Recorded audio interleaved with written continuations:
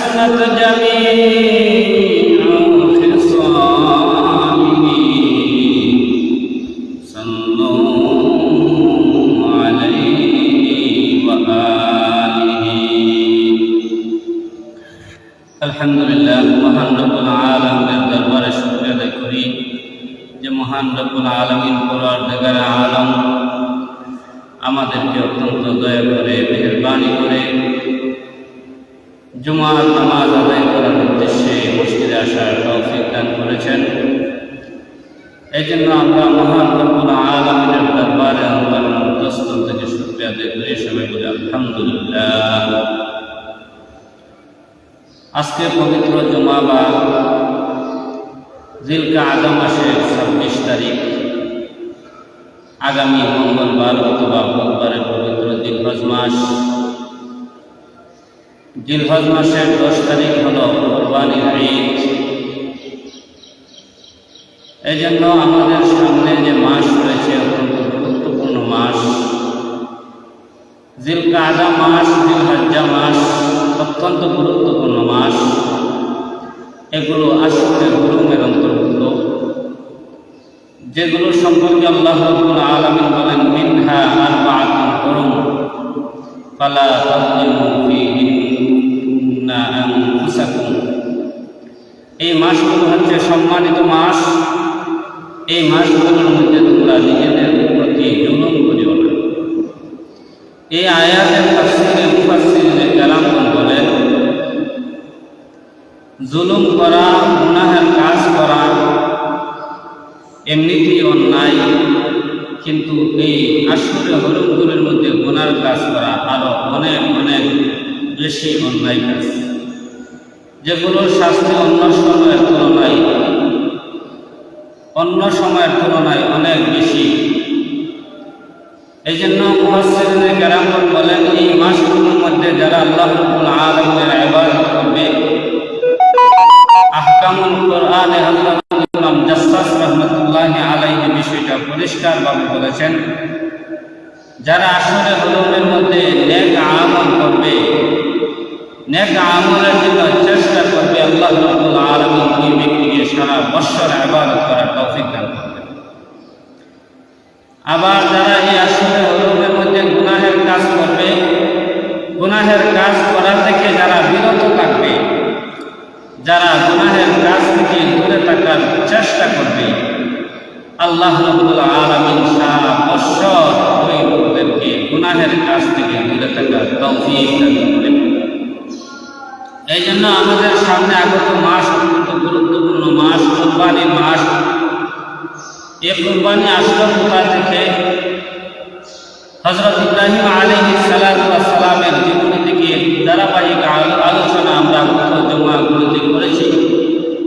হযরত ইব্রাহিম আলাইহিস সালাতু ওয়াস সালামের জন্ম কিভাবে হয়েছিল, কোন সময়ে হয়েছিল, কিভাবে হয়েছিল।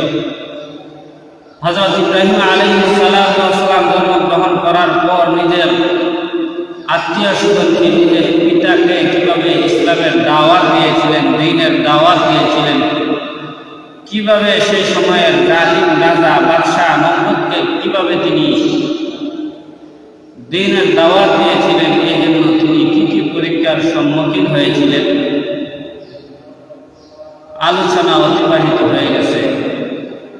হযরত ইব্রাহিম আলাইহিস সালাতু ওয়াস সালাম যখন হিজরত করে ফিলিস্তিন চলে গেলেন, আল্লাহ রাব্বুল আলামিনের কাছে দোয়া করলেন, আল্লাহ তাআলার কাছে দোয়া করলেন, রব্বি হাবলি মিনাস সালিহিন।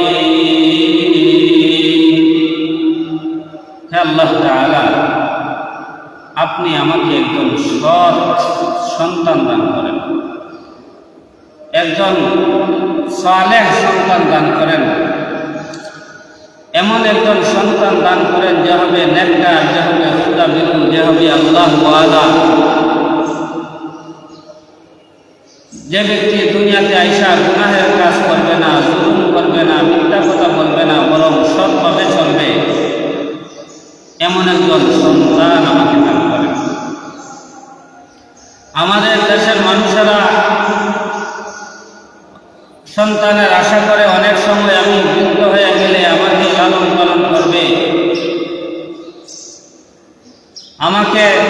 দেখাশোনা করবে, উদ্দেশ্য খারাপ থাকে, যার কারণে অনেক সন্তানরাই নিজের পিতা মাতাকে বড় হইলে লালন পালন করে না। হযরত ইব্রাহিম আলাইহিস সালাতু ওয়াস সালাম দোয়া করলেন, আল্লাহ রাব্বুল আলামিন আমাকে এমন একজন সন্তান দেন যে সন্তানটা হবে আল্লাহওয়ালা নেককার।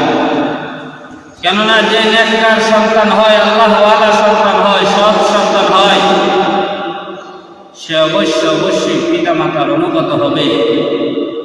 এই জন্য অনেক মানুষ আছে যারা নিজের সন্তানকে মাদ্রাসায় ভর্তি করতে চায় না। এরা বিশ্বাস করে, এই ধারণা করে যে মাদ্রাসায় লেখাপড়া করলে নিজেই খাবে কি, মা বাবাকে দিবে কি,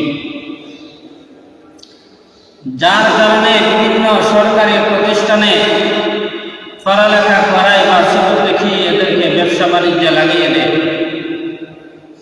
কিন্তু ওই সন্তানটাই বড় হইলে পিতা মাতাকে ঘর থেকে বের করে দেয়। সন্তানটা পিতা মাতাকে বৃদ্ধাশ্রমে রেখে আসে। কেন রেখে আসে? কারণ ওই সন্তানের অন্তরে আল্লাহর ভয় নাই, ওই সন্তানের অন্তরে তাকওয়া নাই, খোদাবিরতা নাই, আল্লাহ তাআলার ভয় নাই, ওই সন্তানের মধ্যে দিনদারি নাই।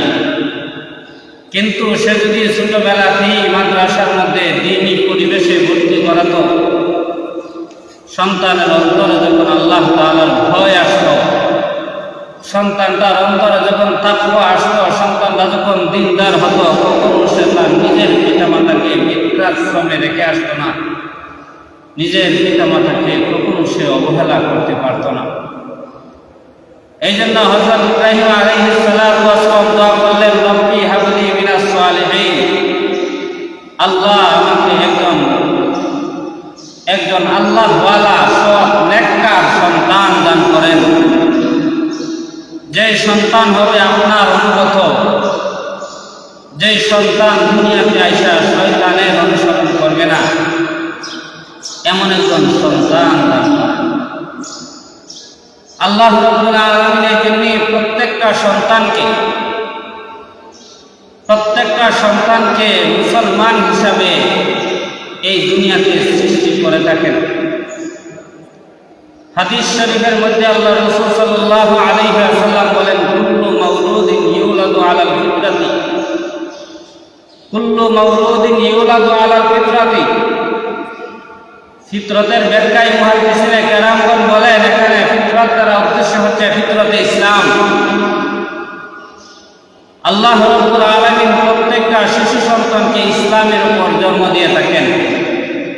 কিন্তু ওয়াবাওয়াহু ইউহাউদানিহি ওয়া ইউনাসসিরানিহি, পরবর্তীতে ওয়া ইউমাজ্জিসানিহি, এবং পরবর্তীতে ওই সন্তানের মা বাবা সন্তানটাকে ইহুদি বানায়, খ্রিস্টান বানায়, অগ্নি পূজক বানায়, সন্তানটাকে মূর্তি পূজারি বানায়। এই জন্য প্রত্যেকটা সন্তান ফিতরতে ইসলামের উপর জন্মগ্রহণ করে। আমাদের দেশে অনেকেই বলে, অনেক কোনো নেতার মুখ থেকে শোনা যায় যে আমি হিন্দুও নই, মুসলিমও নই, নাউযু বিল্লাহি মিন যালিক। অথচ আল্লাহ রাব্বুল আলামিন প্রত্যেকটা সন্তানকে মুসলমান হিসাবে এই দুনিয়াতে সৃষ্টি করেন। কিন্তু এর পরবর্তীতে যখন সে কারো অন্ধভুক্ত হয়ে যায়, সে যখন কোনো খারাপ একটা পরিবেশের মধ্যে সে লালিত পালিত হতে থাকে, সে যখন কোনো অবাধ্য পিতামাতার মাধ্যমে সে লালিত পালিত হতে থাকে, সেই সময় থেকে সন্তান থেকে দিনদারি ধীরে ধীরে চলে যেতে থাকে, যার কারণে সে অনেক সময় ইসলাম থেকে বের হয়ে যায়, অনেক সময় সে হিন্দু হয়, অনেক সময় খ্রিস্টান হয়, অনেক সময় নাস্তিক হয়, অনেক সময় গুমরা ভণ্ড প্রতারক হয়। এই জন্য সন্তানদেরকে লালন পালন করতে হবে দ্বীনি পরিবেশে, ইসলামের পরিবেশে। যেই পরিবেশের মধ্যে আসলে সন্তানের মধ্যে ছোট থেকে আল্লাহ তাআলার ভয় সৃষ্টি হয়, যেই পরিবেশের মধ্যে আসলে সন্তানটা ছোট থেকেই আল্লাহর হাবিব রাহমাতুল লিল আলামিন হযরত নবী মুহাম্মদ রাসূলুল্লাহ সাল্লাল্লাহু আলাইহি ওয়াসাল্লামের প্রতি অন্তরে মহব্বত সৃষ্টি হয়। যখন সে ছোট থেকে এমন একটা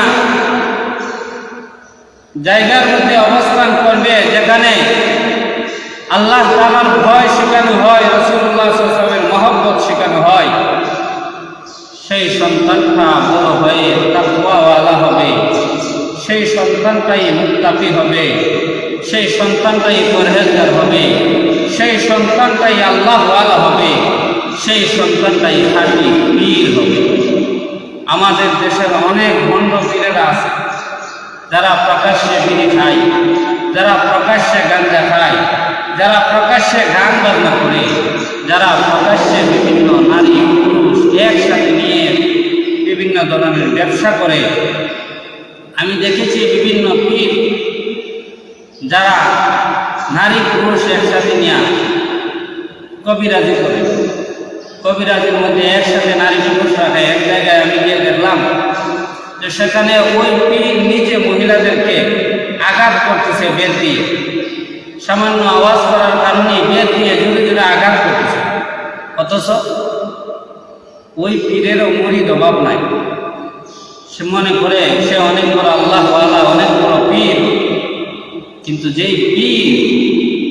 যে পীর মহিলাদেরকে পর্দা ছাড়া দেখা করে, যে পীরের সামনে মহিলারা পর্দা ছাড়া আসে, সে যতই নিজেকে পীর দাবি করুক না কেন সে কখনো পীর হতে পারে না।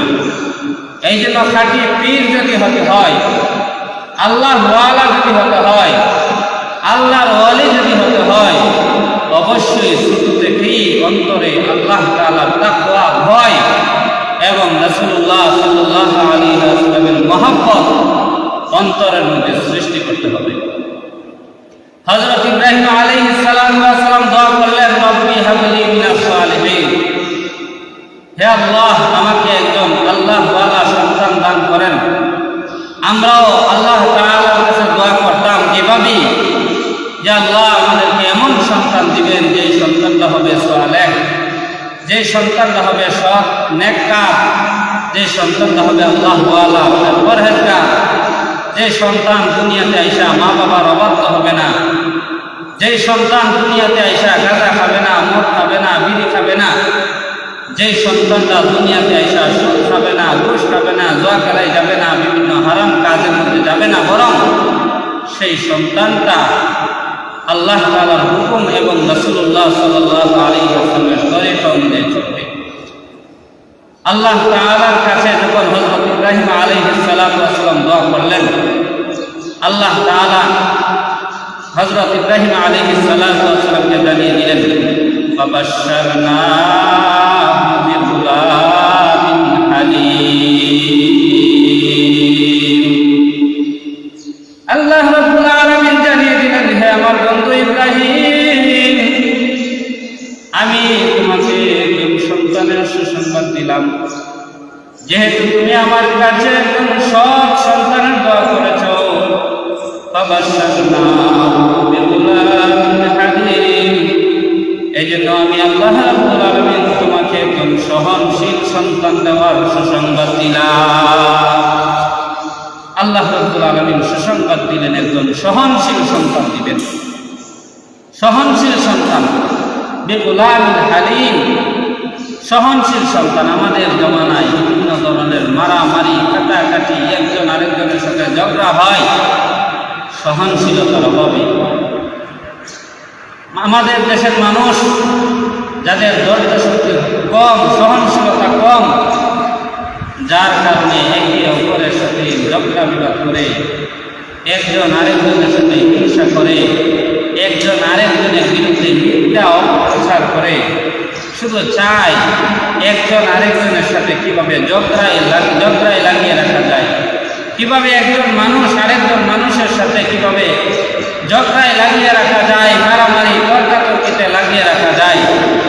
এই জন্য দেখবেন মানুষ মিথ্যা অপপ্রচার করে, আরেকজনের নামে মিথ্যার কথা রটায়, যাতে আরেকজনের কাছে তাকে খারাপ বানানো যায়। কিন্তু এর পরিণতি ভয়াবহ, এর পরিণতি অত্যন্ত ভয়াবহ।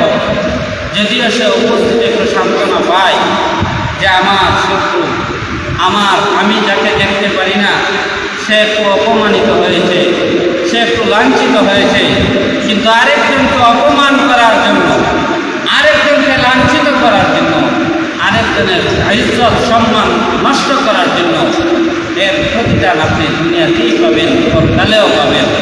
এই জন্য কারণ আমি মিথ্যা ঘটনা করা, কারণ আমি অভিযোগ দেওয়া, মিথ্যা অভিযোগ দেওয়া, যার কারণে আমার একজন সাথী, আমার একজন বন্ধু, আমার সাথে চলা একজন এক মানুষ সে লাঞ্ছিত হয়, অপমানিত হয়, তার ইজ্জত সম্মান নষ্ট হয়।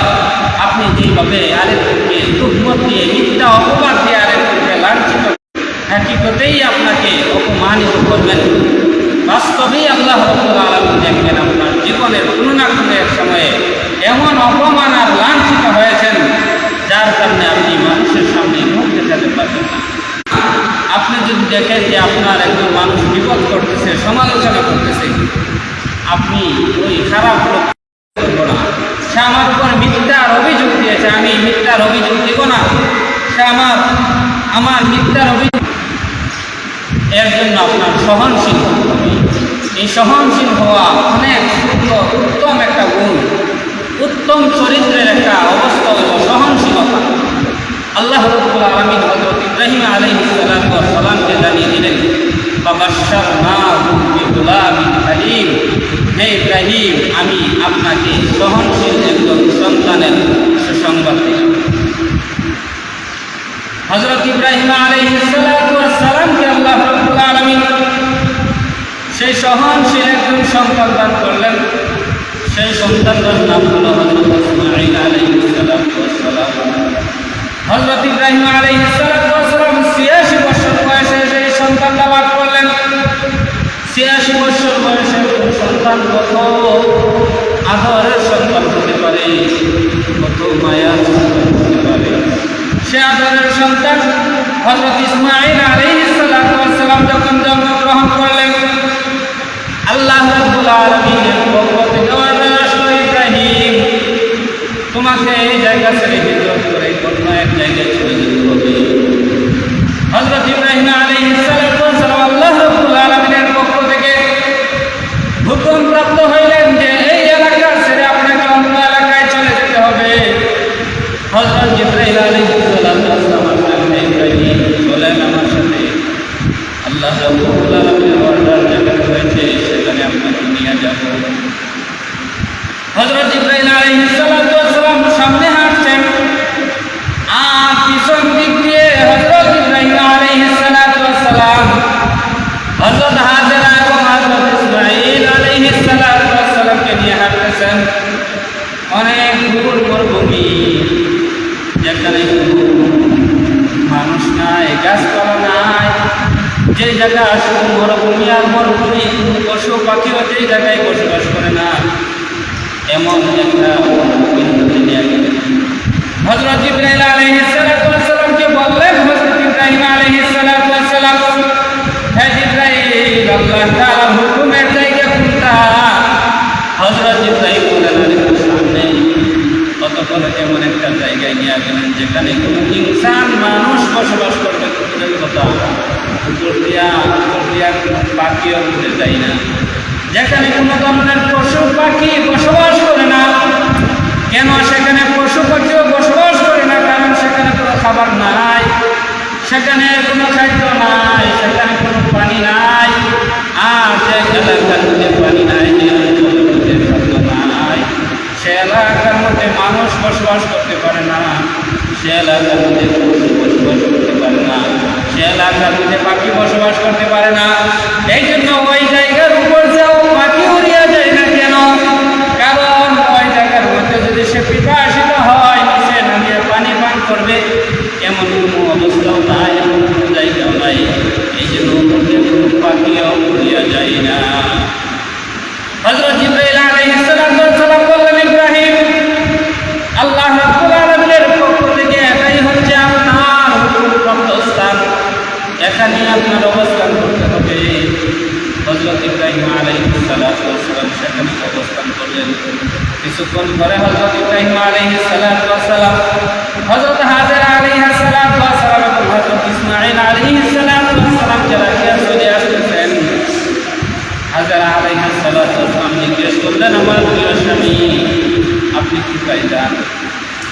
হযরত ইব্রাহিম আলাইহিস সালাতু ওয়াস সালাম কোনো জবাব দিচ্ছেন না। হযরত হাজেরা আলাইহিস সালাতু ওয়াস সালাম তখন বললেন, হে আমার প্রিয় স্বামী, আপনি কোথায় যান একটু বলবেন। এটা কি আল্লাহ রাব্বুল আলামিনের হুকুম? হযরত হাজেরা আলাইহিস সালাতু ওয়াস সালাম যখন এই কথা বললেন, হযরত ইব্রাহিম আলাইহিস সালাতু ওয়াস সালাম তখন বললেন, না, এটা হচ্ছে আল্লাহ রাব্বুল আলামিনের হুকুম, আল্লাহ তাআলার হুকুম।